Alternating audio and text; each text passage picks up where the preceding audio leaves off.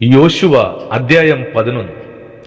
അനന്തരം ഹാസോർ രാജാവായ യാബീൻ ഇത് കേട്ടപ്പോൾ അവൻ മാദോൻ രാജാവായ യോബാബ്, ഷിമ്രോൺ രാജാവ്, അക്ഷാഫ് രാജാവ് എന്നിവരുടെ അടുക്കലും വടക്ക് മലമ്പ്രദേശത്തും കിന്നോരത്തിന് തെക്ക് സമഭൂമിയിലും താഴ്വീതിയിലും പടിഞ്ഞാറ് ദോർമേടുകളിലുമുള്ള രാജാക്കന്മാരുടെ അടുക്കലും കിഴക്കും പടിഞ്ഞാറുമുള്ള കനാന്യർ, പർവ്വതങ്ങളിലെ അമോര്യർ, ഹിത്യർ, പെരീസ്യർ, യെബൂസ്യർ, മിസ്പെ ദേശത്ത് ഹെർമോന്റെ അടിവാരത്തുള്ള ഹിവ്യർ എന്നിവരുടെ അടുക്കലും ആളയച്ചു. അവർ പെരുപ്പത്തിൽ കടൽക്കരയിലെ മണൽ പോലെ അനവധി ജനവും എത്രയും വളരെ കുതിരകളും രഥങ്ങളും കൂടിയ സൈന്യങ്ങളുമായി പുറപ്പെട്ടു. ആ രാജാക്കന്മാർ എല്ലാവരും ഒന്നിച്ചുകൂടി ഇസ്രായേലിനോട് യുദ്ധം ചെയ്യുവാൻ മേറോം തടാകത്തിന്റെ അരികെ വന്ന് ഒരുമിച്ച് പാളയമിറങ്ങി. അപ്പോൾ യഹോവ യോശുവയോട്, അവരെ പേടിക്കണ്ട, ഞാൻ നാളെ ഈ നേരം അവരെയൊക്കെയും ഇസ്രായേലിന്റെ മുമ്പിൽ ചത്തു വീഴുമാറാക്കും. നീ അവരുടെ കുതിരകളുടെ കുതിഞ്ഞരമ്പ് വെട്ടി രഥങ്ങൾ തീയിട്ട് ചുട്ടുകളയണം.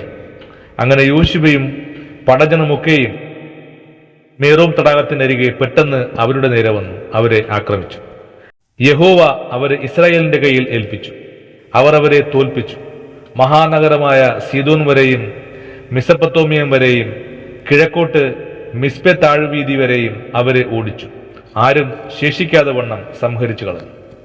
യഹോവ തന്നോട് കൽപ്പിച്ചതുപോലെ യോശുവ അവരോട് ചെയ്തു. അവരുടെ കുതിരകളുടെ കുതിഞ്ഞരമ്പ് വെട്ടി രഥങ്ങൾ തീയിട്ട് ചുട്ടുകളഞ്ഞു. യോശുവ ആ സമയം തിരിഞ്ഞ് ഹാസോർ പിടിച്ചു. അതിൽ രാജാവിനെ വാൾ കൊണ്ട് കൊന്നു. ഹാസോർ മുമ്പേ ആ രാജ്യങ്ങൾക്കൊക്കെയും മൂലസ്ഥാനമായിരുന്നു.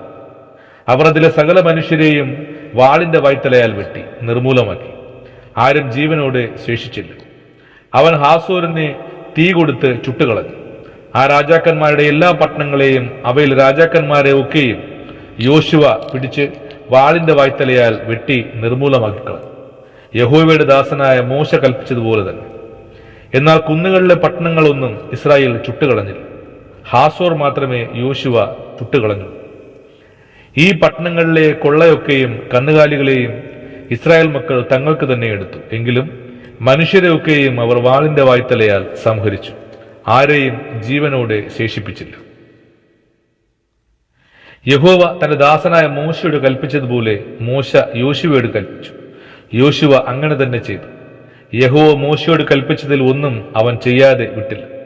ഇങ്ങനെ മലനാടും തെക്കേദേശമൊക്കെയും ഗോഷ്യൻ ദേശമൊക്കെയും താഴ്വീതിയും അറാബയും ഇസ്രായേൽ മലനാടും അതിന്റെ താഴ്വീതിയും സെയീരിലേക്കുള്ള കയറ്റത്തിലെ മുട്ടക്കുന്ന് തുടങ്ങി ഹെർമോൻ പർവ്വതത്തിന്റെ അടിവാരത്തുള്ള ലബനോൻ താഴ്വരയിലെ ബാൽഗാദ് വരെയുള്ള ദേശമൊക്കെയും യോശുവ പിടിച്ചു. അവിടങ്ങളിലെ സകല രാജാക്കന്മാരെയും അവൻ പിടിച്ച് വെട്ടിക്കൊന്നു. ആ രാജാക്കന്മാരോടൊക്കെയും യോശുവ ഏറിയ കാലം യുദ്ധം ചെയ്തിരുന്നു. ഗിബെയോൻ നിവാസികളായ ഹിവ്യർ ഒഴികെ ഒരു പട്ടണക്കാരും ഇസ്രായേൽ മക്കളോട് സഖ്യത ചെയ്തില്ല. ശേഷമൊക്കെയും അവർ യുദ്ധത്തിൽ പിടിച്ചടക്കി. യഹോവ മോശയോട് കൽപ്പിച്ചതുപോലെ അവരെ നിർമൂലമാക്കുകയും കരുണ കൂടാതെ നശിപ്പിക്കുകയും ചെയ്യുവാൻ തക്കവണ്ണം അവർ നെഞ്ചുറപ്പിച്ച് ഇസ്രായേലിനോട് യുദ്ധത്തിന് പുറപ്പെടേണ്ടതിന് യഹോവ സംഗതി വരുത്തിയിരുന്നു.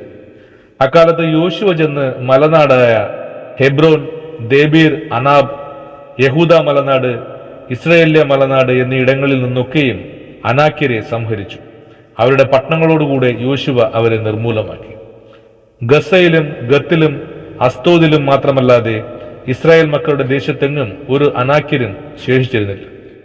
യഹോവ മോശയോട് കൽപ്പിച്ചതുപോലെ ഒക്കെയും യോശുവ ദേശം മുഴുവനും പിടിച്ചു. യോശുവ അതിന് ഇസ്രായേലിനെ ഗോത്രവിഭാഗ പ്രകാരം ഭാഗിച്ചു കൊടുത്തു. ഇങ്ങനെ യുദ്ധം തീർന്നു. ദേശത്തിന് സ്വസ്ഥത വന്നു. ആമേൻ.